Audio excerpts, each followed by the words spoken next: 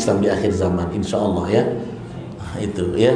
Maka kita perlu kerjasama, kita perlu ya ta'lif, saling hubungan antara kita. Nggak bisa pokoknya tanggung jawab orang tua, karena ditanyakan orang tua. Ya kami ini guru cuma sekedar aja, nggak bisa. Orang tua juga nggak bisa. Pokoknya tugas guru saya taruh di lembaga jadi hafiz. Enak betul. Ini pabrik sulap atau pendidikan nih? Ya semua itu butuh proses. Makanya ada 3 trisula di sekolah, di madrasah, di rumah.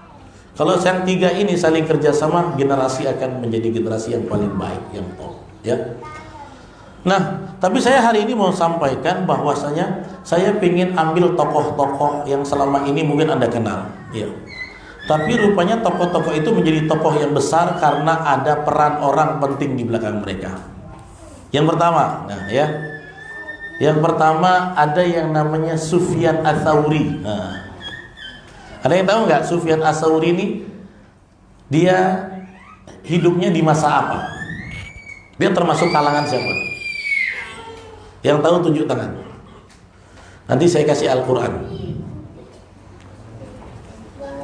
Sufyan Ats-Tsauri. Dia di fasenya siapa? Coba. Ya Pak? Bani Abbasiyah itu berarti kalangan apa? Sahabat atau bukan?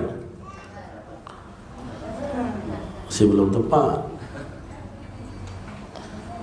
Jadi Sufyan Ats-Tsauri ini tabi'in.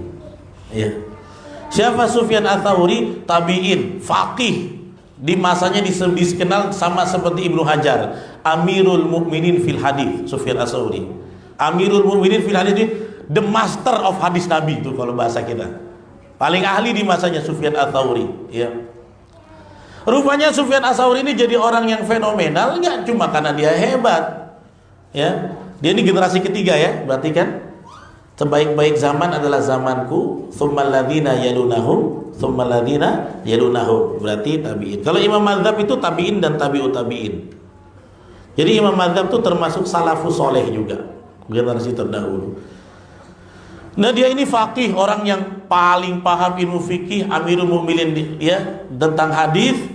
Waktu dia mau belajar bingung karena dia butuh modal untuk mencukupi keperluan belajarnya. Itu Sufyan Ats-Tsauri. Dia bingung, satu hari dia ngaji ilmu, dia kerja, ngaji ilmu kerja. Sementara kata Sufyan Ats-Tsauri, ilmu saya hilang timbul. Ilmunya masuk, terus pas lagi nyari duit, fokus dunia, hilang lagi ilmunya. Gimana caranya ya? Saya pengen fokus, saya butuh modal yang banyak supaya saya bisa menyerap seluruh ilmu, ilmunya saya abdikan kepada umat.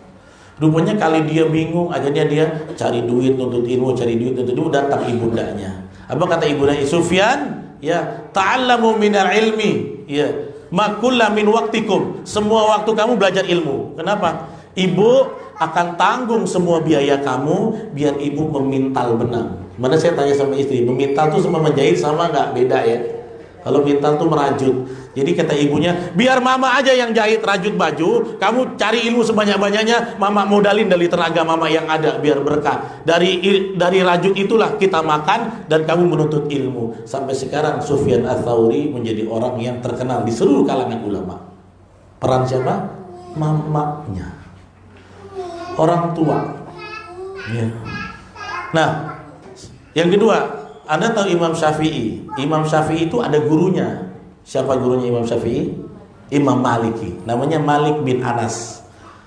Ya, Imam Malik, mazhab Maliki, mufti Madinah. Guru Imam Syafi'i. Tuh lihat, Imam Malik. Ya. Kata Imam Malik, ditanya sama murid-muridnya, kenapa kamu bisa jadi orang? Siapa sih yang paling berperan dalam kehidupan menuntut ilmumu? Kata Imam Malik, kana ummi yalbasuni thiyaban wa imamatan. Dulu setiap kecil, waktu saya kecil, setiap hari mama saya lah yang selalu dandanin saya pakai baju gamis, pakaikan saya imamah. Kemudian aku dibawa kepada siapa? Rabi'ah bin Abdurrahman. Itu gurunya Imam Malik, pembesar di Madinah saat itu. Mamanya bawa, mamanya antar, mamanya tungguin belajar sama Rabi'ah. Peran orang tua, lihat. Imam Malik tuh, mazhab Maliki. gurunya Imam Syafi'i. Ya. Maka kata pesannya, salah satu pesan yang luar biasa, kata ibundanya, ya Malik, ta'allamu min Rabi'ah, belajarlah dari Rabi'ah, ya ta'allamu minhu al-khuluq wa adab qabla an ta'allamal ilm. Pelajari dulu akhlaknya, adab gurumu, baru kau pelajari ilmunya. Peran siapa tadi? Mamanya tuh lihat. Kenapa nggak pernah disebut Ummi itu madrasatul tsaniyah? Nggak pernah. Madrasah kedua, nggak kan? Makanya Ummi disebut madrasatul ula, pertama. Ini madrasah paling berharga nih bapak ibunya sebenarnya. Kami ini faktor penunjang. Kami ini faktor penunjang. Saya lihat ya santri-santri kami yang hafalannya cepat, ada yang 7 juz, itu di rumah karena perhatian orang tuanya juga konsisten ya Ustaz ya. Ada paling banyak siapa kita hafalan? Dina ya. Berapa? 8 sekarang. 8 juz. Itu nggak mungkin kalau di rumah bapak sama emaknya cuek-cuek aja, nggak mungkin. Ada peran aktif dari orang tua. Ya. Biasanya tuh ya, saya kurang kenal juga orang tuanya siapa. Kalau nggak salah si Kori juga. Ya nggak tahu, nanti kenalan rasanya sama Dina siapa orang tuanya ya. Jadi seperti itu peran orang tua luar biasa. Imam Syafi'i. Nah, Imam Syafi'i itu kan yatim dari kecil. Ya. Ayahnya wafat di usia muda. Jadi dia waktu besar ibunya yang tenteng-tenteng dia. Imam Syafi'i tinggal di Gaza. Imam Syafi'i itu tinggal di Gaza. Kemudian ibunya kumpulin aset, tanah, ya, lahan, kebun yang dia punya. Dia pikirin gimana anak saya ini bisa mengabdi sama Islam, ya, untuk dididik menjadi agen-agen pejuang Islam. Maka Muhammad bin Idris, nama aslinya Muhammad bin Idris Asy-Syafi'i, itu nisbat kepada kakeknya. Namanya Muhammad bin Idris Asy-Syafi'i. Bagaimana dia jadi imam besar? Pertama, itu emaknya bawa Imam Syafi'i dari Gaza ke Mekah dengan uang dari mamanya. Seorang janda.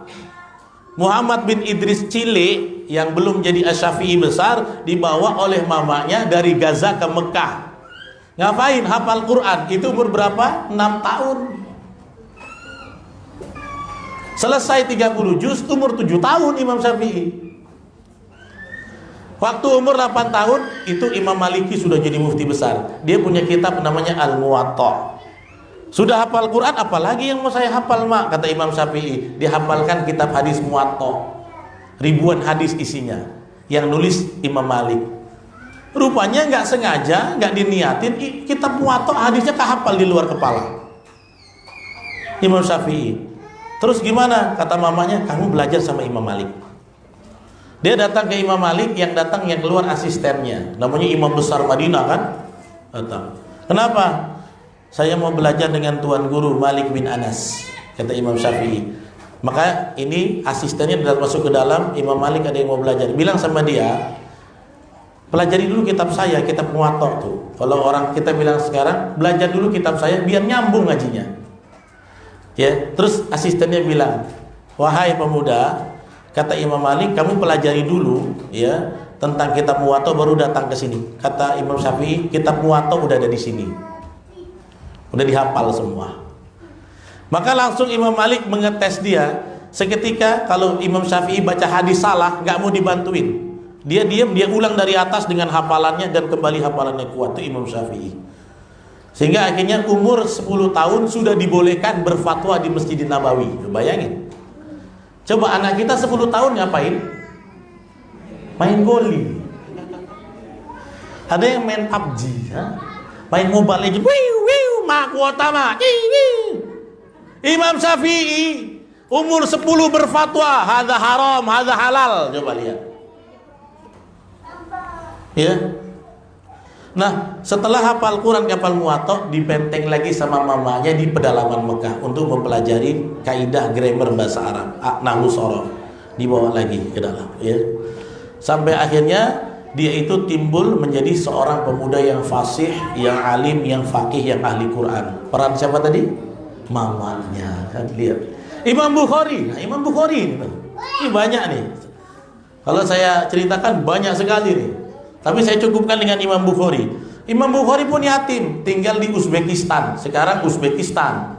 Makanya kalau ada rezeki, sudah pernah haji umroh, pergilah ke Uzbekistan, itu ada makam Imam Bukhari. Sekarang orang Uzbekistan mati-matian menjadikan Imam Bukhari itu aset Uzbekistan. Padahal dulu waktu beliau dakwah di Bukhara diusir. Karena apa? Beliau jadi ahli hadis, datang ke daerahnya, meneliti hadis yang beredar di masyarakat. Ini hadis palsu, ini dimusuhin. Orang kalau yang sering mengkritik hadis palsu pasti dapat ujian banyak deh. Begitu pasti. Itu dalam skenario ilmu hadis tuh, Ustaz. Orang ahli hadis pasti banyak dimusuhi masyarakat. Pasti itu konsekuensi. Makanya ini jurusan yang paling sakral, banyak tantangannya. Misalnya Anda biasa nyebarin hadis, itu hadisnya lemah. Sekarang dari dulu hadis ini udah saya dengar. Sekarang pula nih aneh-aneh kan gitu ya. Orang ahli hadis pasti dia akan berhadapan dengan kultur yang mengakar, karena orang kan nggak tahu bagaimana meneliti hadis itu. Ya, nah Imam Bukhari itu yatim, tinggalnya di Bukhara, lihat jauh, bukan bangsa Arab, Uzbekistan. Ya, Uzbekistan itu kalau nggak salah bahasanya tuh sama kayak Turkistan gitu, Tajikistan, masih ada keturunan Mongol-Mongolnya kan? Ya kan, Asia kan? Kayak kemarin yang di Xinjiang itu kan mereka kan masih ada Turkistannya, masih keturunan bangsa Mongol, bukan orang Arab Imam Bukhari itu. Makanya hadis yang Anda pelajari setelah Anda pelajari Quran, nomor 1 hadis apa? Bukhari, dan dia bukan orang Arab, bukan berlisan Arab, tapi bisa mengalahkan semua orang yang berlidah Arab, menjadi orang yang paling alim dalam ilmu hadis. Imam Bukhari, ya, waktu umur 16 tahun ibunya dan segenap kekayaannya bawa dia safar dari Bukhara, sekarang Uzbekistan, bawa ke Mekah. Sampai di Mekah disuruh belajar, ditinggal sama mamanya, supaya apa? Kalau biar dia nyasar di sini jadi ulama. Rupanya Masya Allah, ya, Imam Bukhari sampai sekarang jadi orang yang fasih bahasa Arabnya, jago ilmunya. Ya, bahkan Anda kalau ingat hadis, Anda ingat nomor 1 siapa? Bukhari. Dan setiap Anda bilang, saya lagi ceramah bilang hadis riwayat Bukhari, maka pahalanya ngalir ke sang ibundanya. Ya. Nah, itulah yang saya pengen sampaikan, bahwa sesungguhnya peran sentral itu di orang tua. Kami ini faktor penunjang. Jangan dibalik. Makanya itu Islam mengenal madrasatul ula. Ibu itu madrasah yang pertama.